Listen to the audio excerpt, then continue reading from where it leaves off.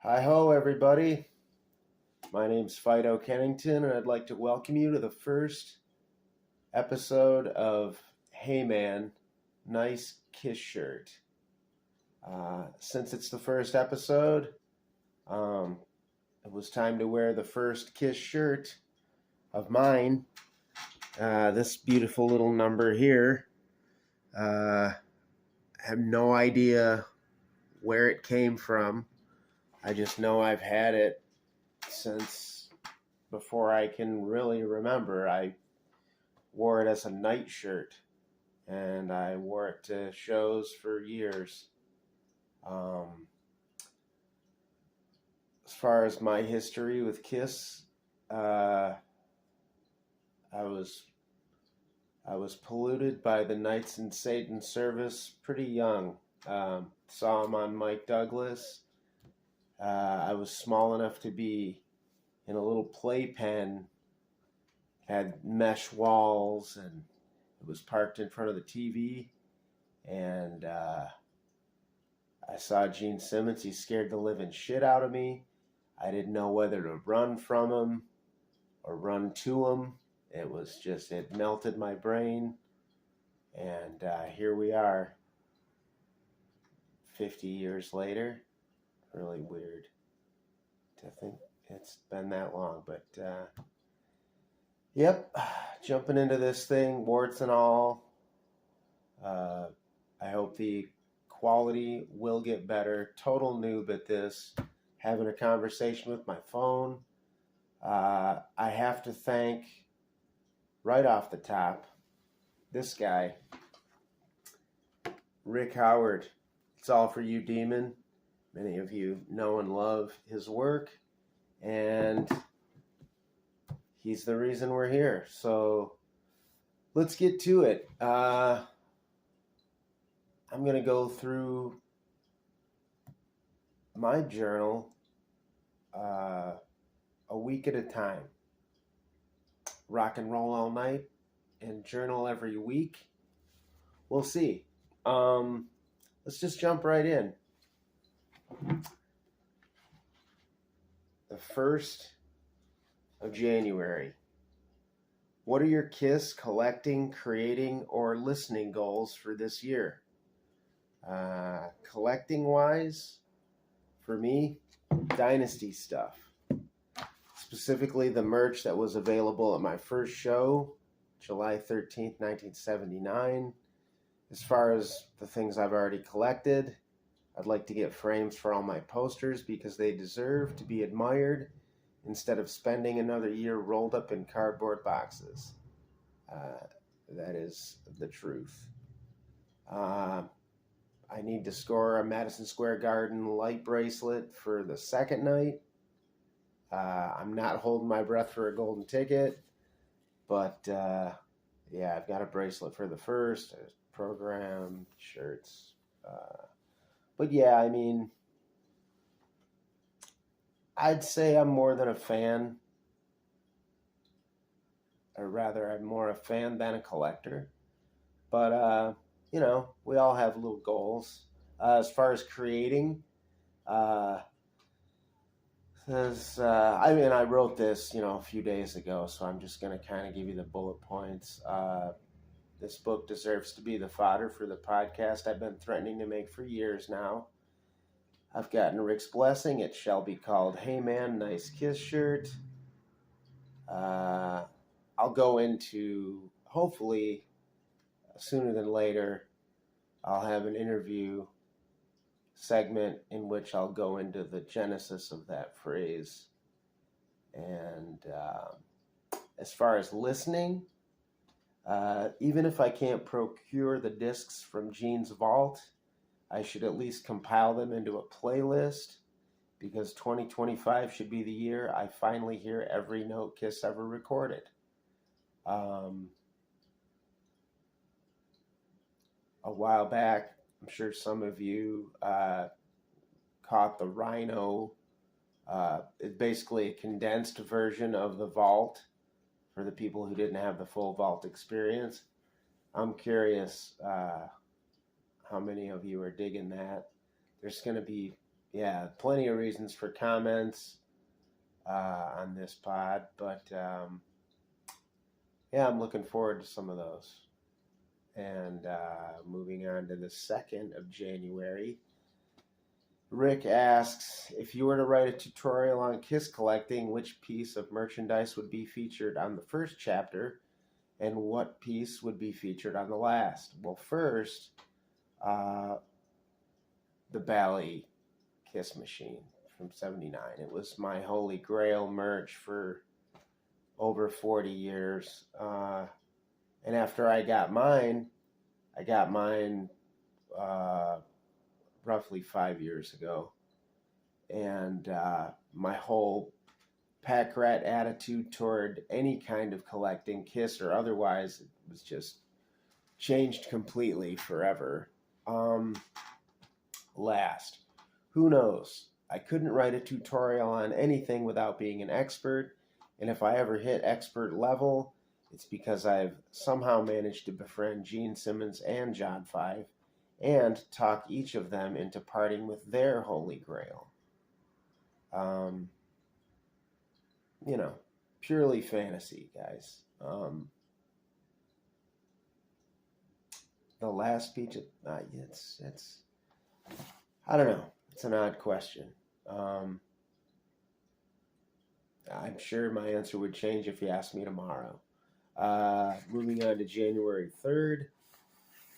Who had the more impressive drum kit, Peter Criss or Eric Carr? Why? I write probably Eric Carr just for the sheer monstrosity. I should be ashamed of myself for being a drummer and not knowing more details about all of these various drum kits. But it was Eric's Chikara kit that incorporated electronics. It had a crazy number of pieces. I mean, it was just visually striking. I remember meeting Eric on the Hot in the Shade tour briefly, and that was, I think, the first thing I'd asked was about that kit and its design, and some of you may remember, I can't remember the guy's name, but he created that Chikara kit in miniature and gave it to Eric at one point. Really cool story. Peter's out of Peter's kits, I would say the one that really kind of burned into my brain was like the mirror ball kit, the pearl kit that he used on the Alive tour, like 75 going into 76. You know, just because it was so shiny. And I mean, just Peter just wailed the snot out of it too. You know, and the glittery Kiss logo on the kick drum head, the whole thing. Both kits, you know, equally impressive in different ways, kind of like the drummers that played them. Yeah, so I'd be interested to hear from other Kiss influenced drummers as far as if they have any radical departure from that. You know, I'm sure there's a lot of fans whose first exposure was Eric Singer, and he had some pretty impressive kits too.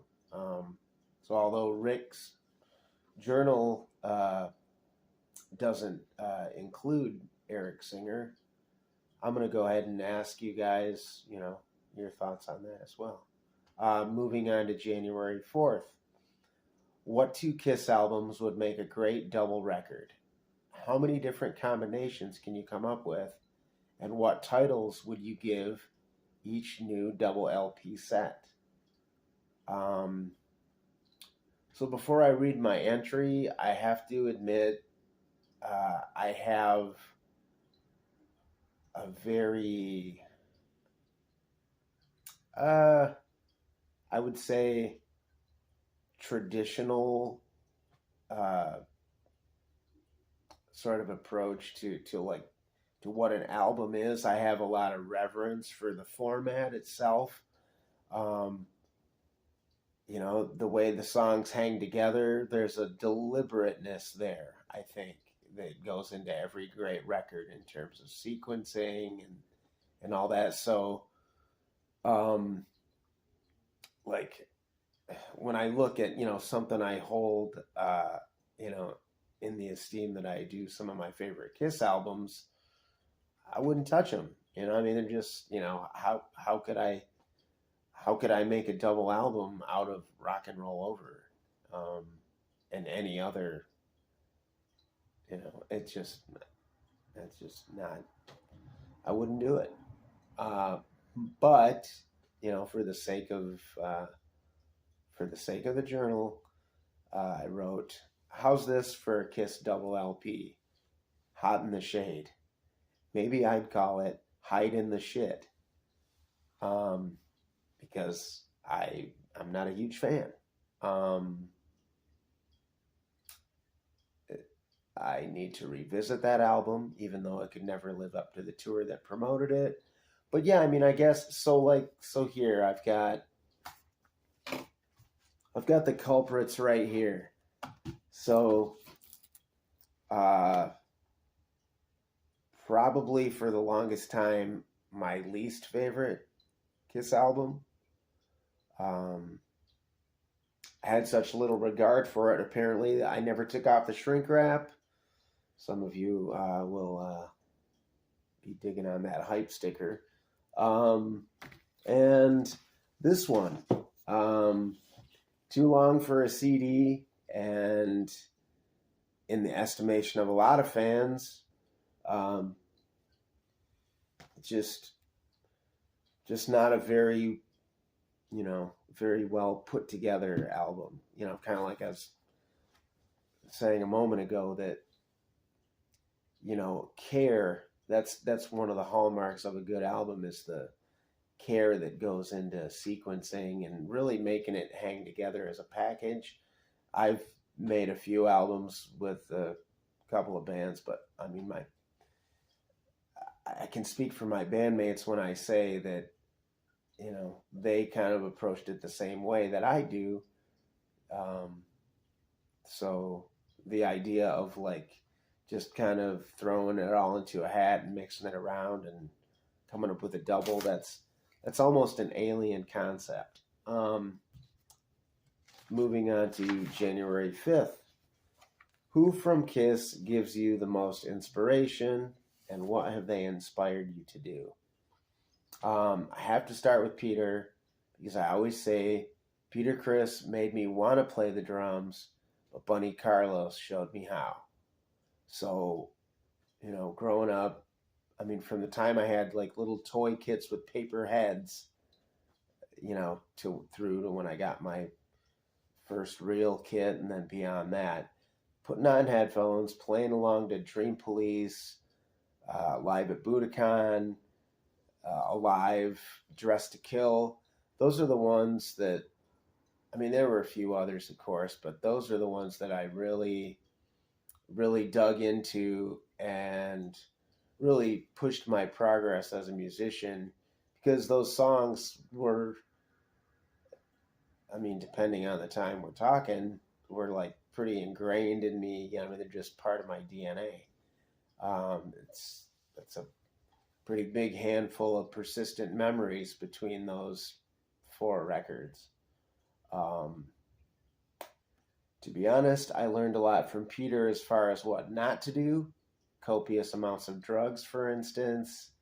And the first time I met him, inspired me how not to treat your fans. Sounds harsh, but, and I've since realized, the second time I met Peter was the exact opposite. He was a fantastic, gracious, polite. I mean, the first time, it just, I look back on it and it's like everybody has bad days. The weather in Detroit was shit that day, and I mean, that was only the most observable thing. But, who knows what was going on with Peter that day. He signed my Dynasty Tour book with a ballpoint pen, just in a scribble. It was horrendous. But no, not to end on, that kind of shitty note, but Peter, was always and remains a pretty inspirational figure to me. And of course, Gene loved monsters and comics and fantasy as I did.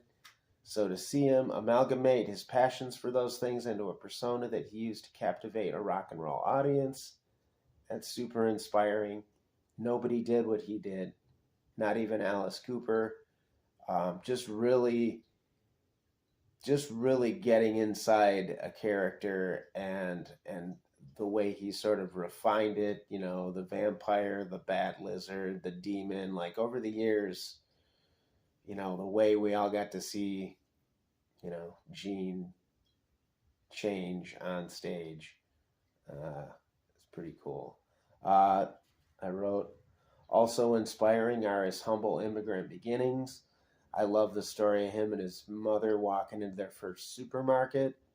I grew up poor. I'm not a first generation immigrant, but I remember I was in Kiss and Makeup, and he tells that story, and their eyes were brimming with tears, and they just couldn't believe just the plenty of it all.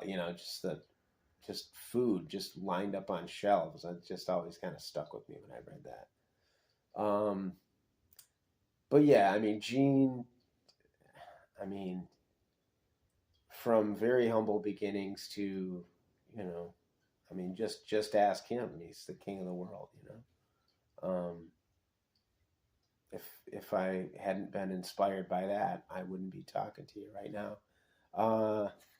January 6th. Have you ever collected any Kiss coins? Australia, Mardi Gras doubloons, reunion era. What do you think of the Kiss coins? Are some more collectible than others? I wrote, nope, sure haven't. Never saw an Aussie coin in person. Vaguely recall seeing Mardi Gras coins at a Kiss expo, and I didn't even know reunion coins were issued. So this was a light entry for me. I really kind of have to plead ignorance on Kiss coins. But again, homework for you guys. If you're watching and you got a stack, talk about them. And that brings us to today's entry, January 7th. What is Kiss's greatest power ballad? Why? And I wrote, honorable mention must be made of Forever, because it's a well-crafted song with a great vocal and a novel acoustic guitar solo. You hadn't heard that in a Kiss tune. And Paul, let's face it, whatever your feelings on that era of the band, like Paul's voice was just peak. Paul could by the end of the 80s, he could still sing any fucking thing he wanted to sing. Paul was great. Paul is great. Continuing, but I have to go with the unpopular choice. Great Expectations is a song unfairly loathed by most Kiss fans, but Destroyer was the first album I bought with my own money, and the lyrics to that song hit me hard. Like at that point, I was young. I was 5. But I already knew that I wanted to be on stage. I didn't wish I were the one they were playing and singing to. I wanted to be the one doing the playing and singing, and him sort of going through, and sort of describing that connection between,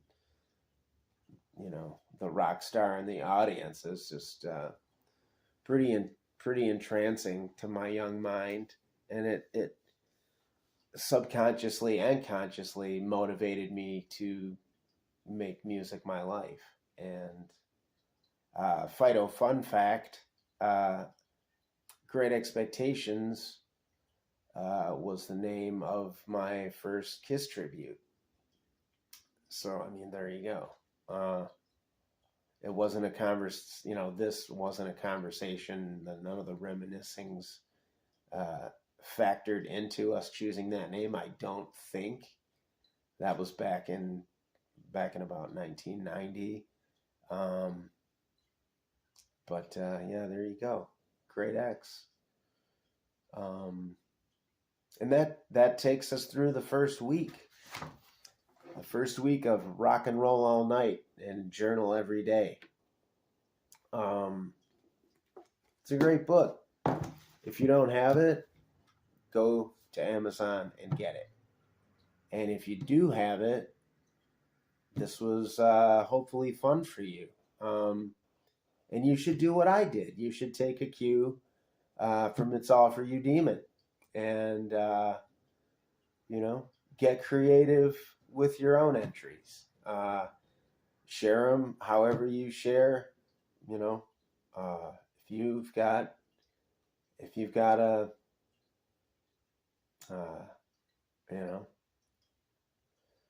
well, whatever you've got.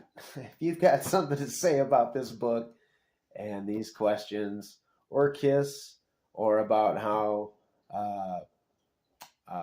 my first stab at podcasting sucks out loud, or any cool advice you could give me on how to improve, or any questions about anything Kiss related, leave a comment. Put your two lips together and kiss that subscribe button, will you?